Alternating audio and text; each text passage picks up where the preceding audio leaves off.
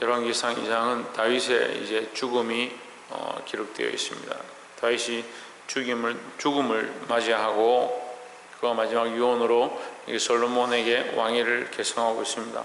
2장 1절에 보면 다윗이 죽을 날이 임박함에 그 아들 솔로몬에게 명하여 이르되, 2절에 내가 이제 세상 모든 사람이 가는 길로 가게 되었노니 너는 힘써 대장부가 되고 했습니다.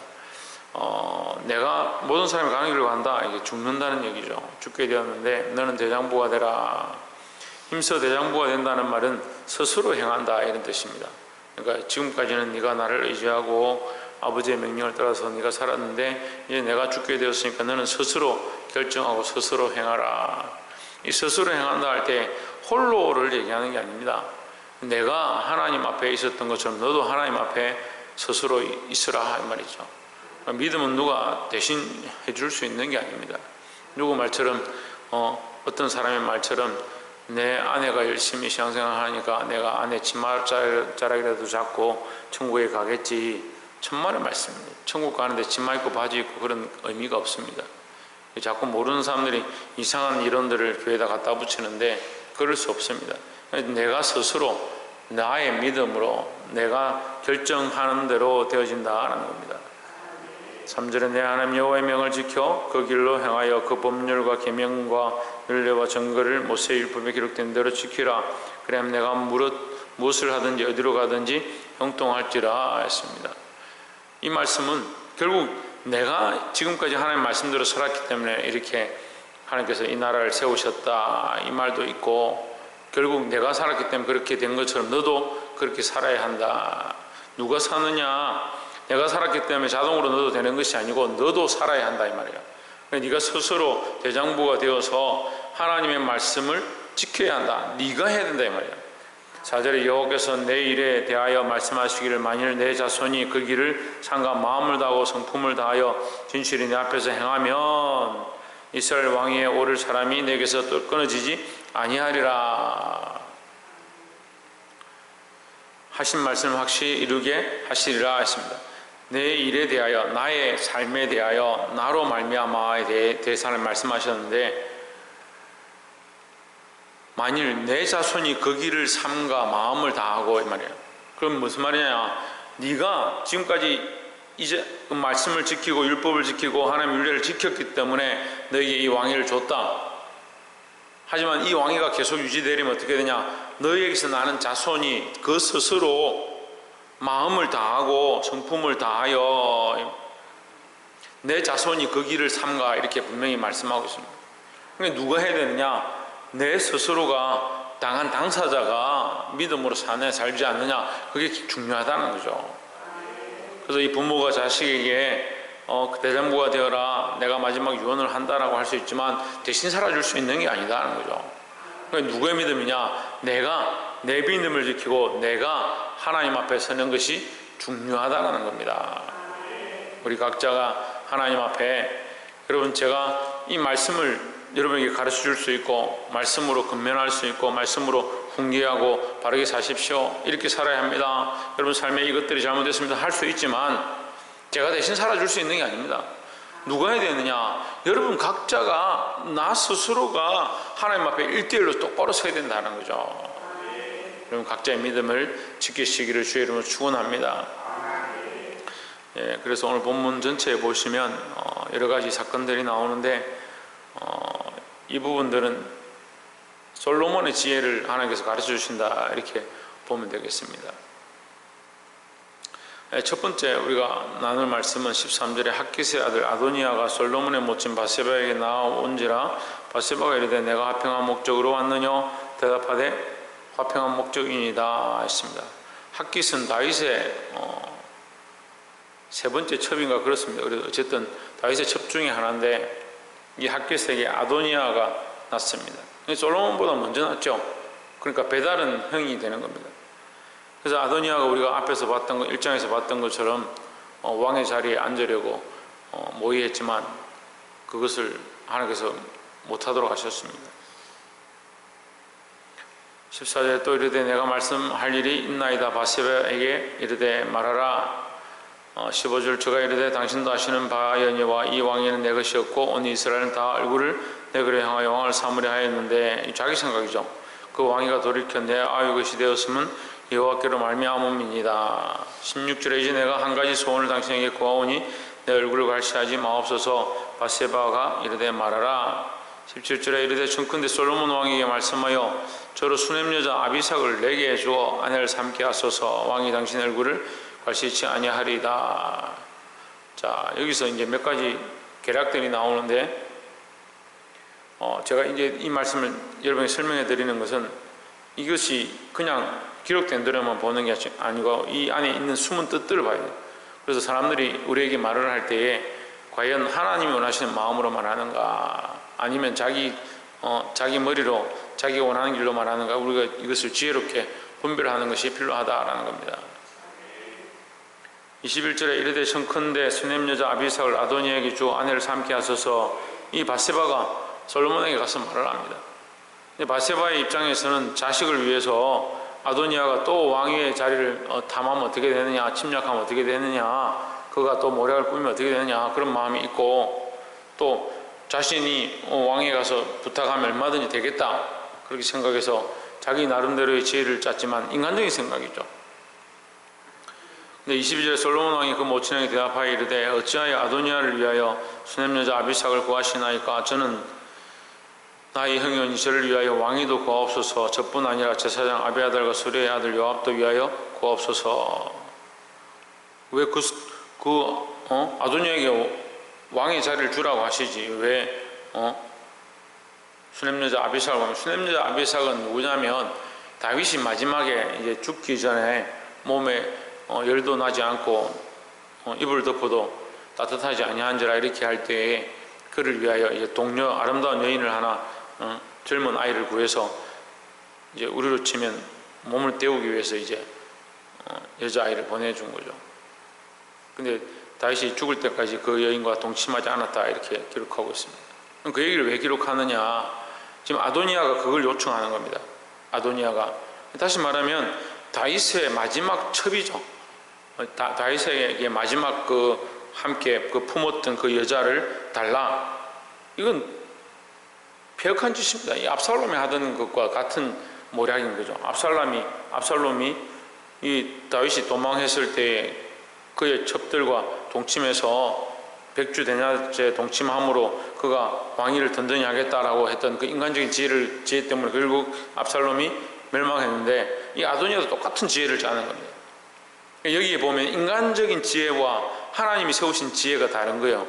그러니까 이 아비삭은 지혜롭게 아도니아는 이 아비삭을 요청함으로 말미암아 굉장히 지혜롭게 말하고, 그렇게 하면 밧세바가 말해줄 것이고, 밧세바가 말하면 솔로몬이 당연히 들어줄 것이다. 그렇게 하면 언젠가 내가 기회가 있을 때에 나는 왕의 아내를 그 선조의 아버지의 아내니까, 아버지 아내를 내가 취했으니까 나는 왕위 계승권이 내게 있다. 오히려 더 큰 소리 칠 기회가 있을 것이다. 그렇게 머리를 쓴 거죠. 근데 솔로몬은 그것을 간파한 겁니다. 차라리 그러면 왕위를 달라 하고 나라를 달라 하십시오. 무슨 말입니까? 말도 안 되는 소리를 합니까? 하나님 앞에 제사장들을 그럼 구하십시오. 23절에 여호와를 가리켜 맹세하여 이르되 아도니아가 이런 일을 하였은즉 그 생명을 잃지 아니하면 하나님은 내게 벌 위에 벌을 내리심이 마땅하니이다 했습니다. 그러니까 여러분, 세상 사람들은요 자기 지혜로 말하는 거예요. 얼마나 지혜롭고 간사한지. 뱀이, 하나님이 지으신 짐승 중에 뱀이 가장 간사했다. 왜 창세기에 가장 간사했다라고 기록하느냐? 사단이 가장 간사한 겁니다. 창세기 3장에 사단이 나오죠. 그런데 마태복음에 또 사단이 나옵니다. 예수님을 만나서 뭐라고 하느냐? 말씀으로 예수님께 가르치는 것처럼 말합니다. 우리가 당연히 예수님이 말씀을 가장 잘 알 것이다 생각하는데 그 예수님 앞에 뭘 들고 오느냐? 말씀을 들고 와서 얘기하는 거예요. 세상의 지혜로 많은 믿는 사람들을 넘어뜨리려 하고 세상의 지혜가 옳은 것처럼 우리를 착각하게 만드는데, 우리는 하나님 앞에 똑바로 서서 분별할 수 있는 지혜를 구해야 된다라는 겁니다. 그러니까 우리는 하나님이 주신 지혜, 하나님 원하시는 지혜를 가진 자들이 되어야 하고, 자기의 목적을 위하여서는 자기를 위하여 사용하는 그런 자들이 되어서는 안 된다라는 거죠. 또한 두 번째 보시면 26절에 왕이 제사장 아비아달에게 이르되 내 고향 아나도스로 가라.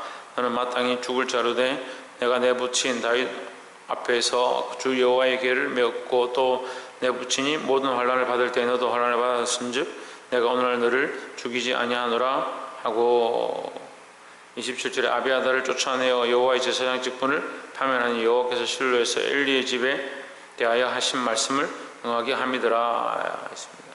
이 아비아달은 제사장인데 이 아도니아가 왕으로 설 때 그 편에 쓴 겁니다.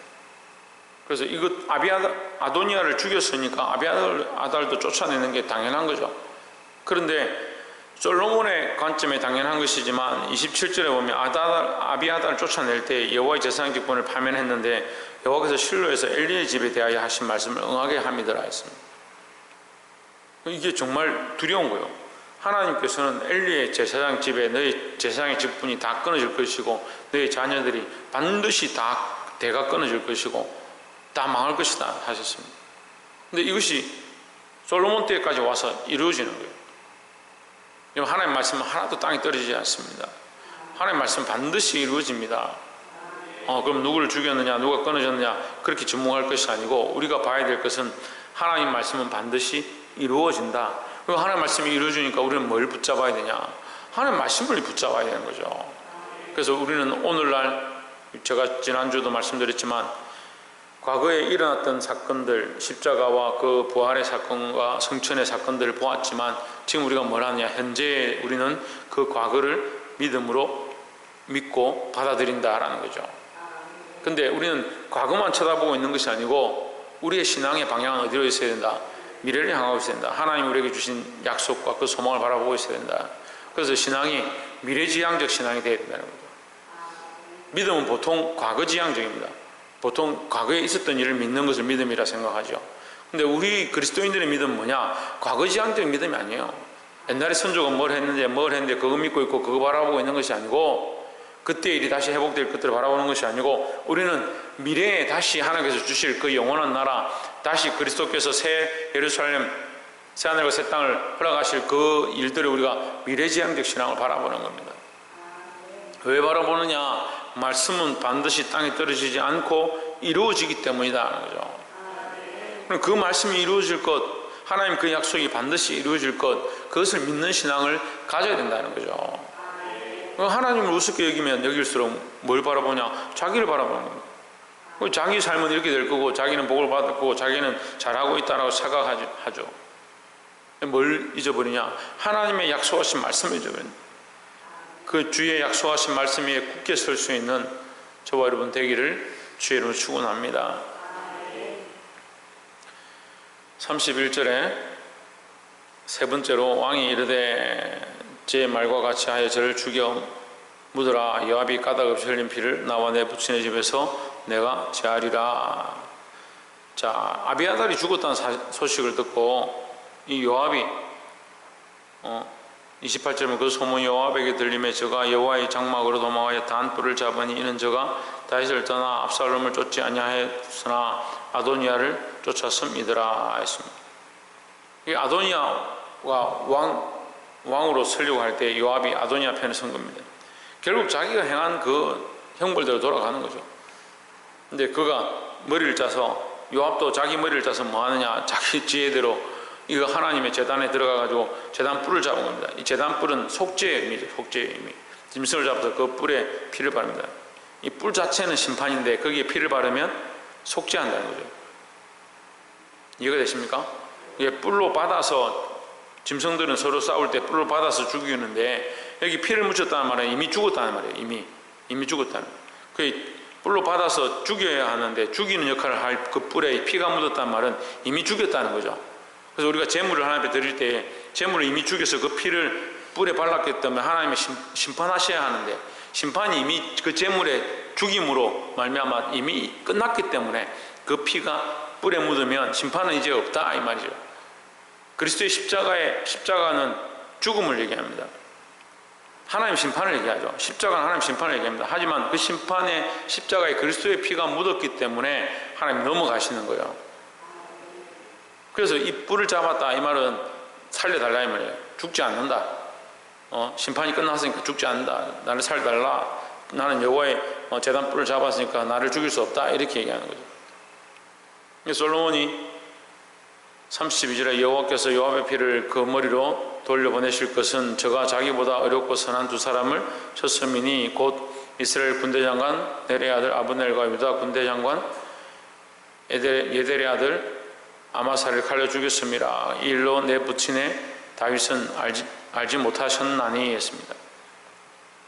다시 말하면 다윗이 이 사건에 대해서 요압을 죽였으면 이 나라에도 큰 분란이 일어나고 다윗의 손에 피를 묻히게 되는 겁니다. 근데 솔로몬이 이 요압을 죽이는 것은 아무 문제가 안 되는 거예요. 이 요압은 한 사람은 자기 동생을 죽였다는 그 개인적인 감정 때문에 죽이고 또 한 사람은 자기가 군대 장관이 되려고 그 사람 죽이는 겁니다. 결국은 자기 욕심 때문에 자기 개인적인 사사로운 문제 때문에 사람을 죽인 거죠. 그러니까 그 사사로운 감정으로 죽인 것에 대한 책임을 이 솔로몬이 그에게 전가하는 거죠. 그래서 이 징벌을 하는 겁니다. 그래서 솔로몬은 정상적인 절차를 따라서 그에게 재판하는 것과 똑같습니다.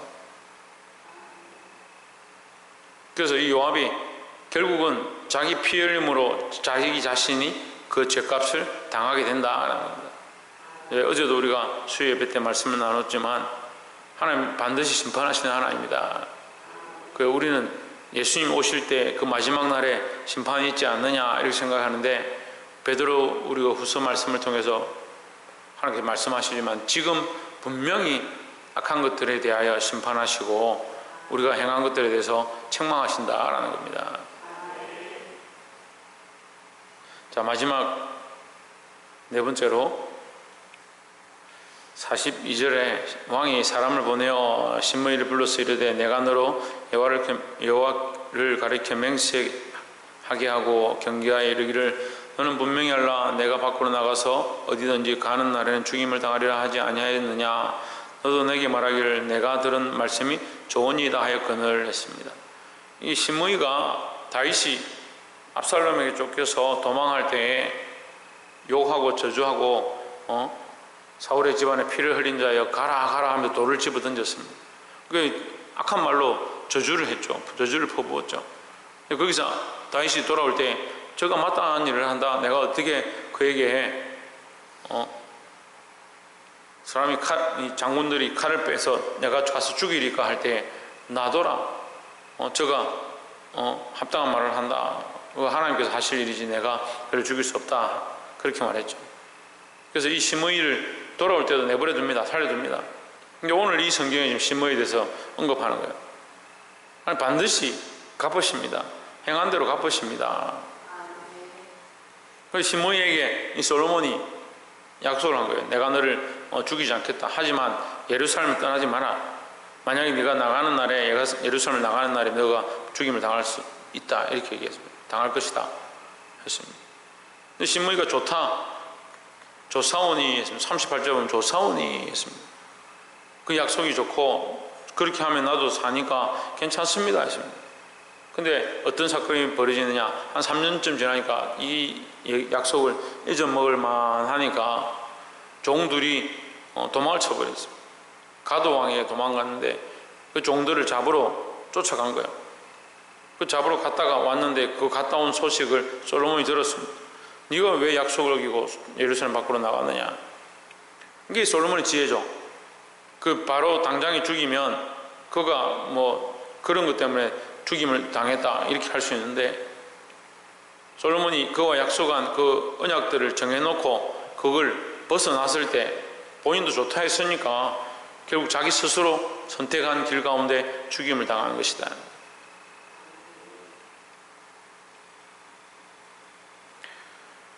자, 이것은 공의의 실천입니다. 솔로몬이 그냥 함부로 죽이지 않고 46절에 여호야다의 아들 버나야에게 명하며 저가 나가서 심을 쳐서 죽게 한지라 이에 나라가 솔로몬의 손에 견고하여 지니라 했습니다.